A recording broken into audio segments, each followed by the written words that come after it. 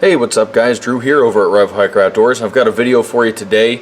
I'm going to do some knots and some lanyards today because these are things that I use all the time. So if you guys remember my review on the SE Azula 2, I said that I had been neck carrying a little bit from this hole here.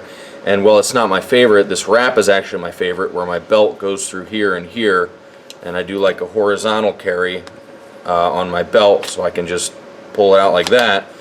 That's my favorite, but I also neck carried this when you take the scales off and make it lighter. So I want to show you guys, some people were asking how I make the lanyards, and I tried to get this video out sooner, but it's just been crazy around here. So anyway, I'm going to show you how I do that. Now, I don't have a ton of knots in my wheelhouse. I have a couple, and I adapt them for a bunch of different things. And you know, so that's kind of me. There's some guys that know, like, 65 million knots. I think I know some knots, and I just don't know the names to them. But anyway, here goes. I'm going to show you a lanyard like this. Okay, this is the finished product, and I'm going to just show you how this works. This goes through this loop here. Then this loop cinches down, and you can adjust this. So your knife would be down here, and then this would adjust how high it carries on your chest. And you can cinch this right down just by pushing on this knot here, and that's going to be tight enough to hold it. So you can have it very loose or very tight. And then it's pretty easy to loosen this up. See, this is good for a lanyard that you don't always want on there. I don't always want a lanyard on this. Most of the time I don't. But when I do, I can take this off easy enough, and it's still nice and adjustable. So I'm going to teach you guys how to do this lanyard. It's just an adjustable lanyard, basically, that's easily removable. Okay, so what we're going to do first is basically just tie an overhand knot in the one end. Just a little granny knot. And I usually keep them close to the end, that way you don't have to reburn them or anything. So you do that, and then you basically tie a slip knot down here. So I'll try to do this nice and slow.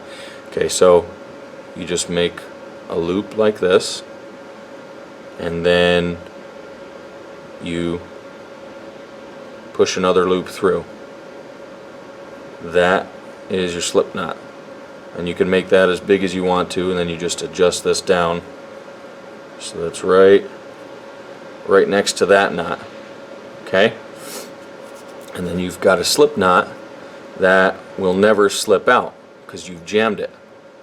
Okay, so this is another knot that I know. It's a Canadian jam knot, and I'm using the principle of a jam knot for a slip knot.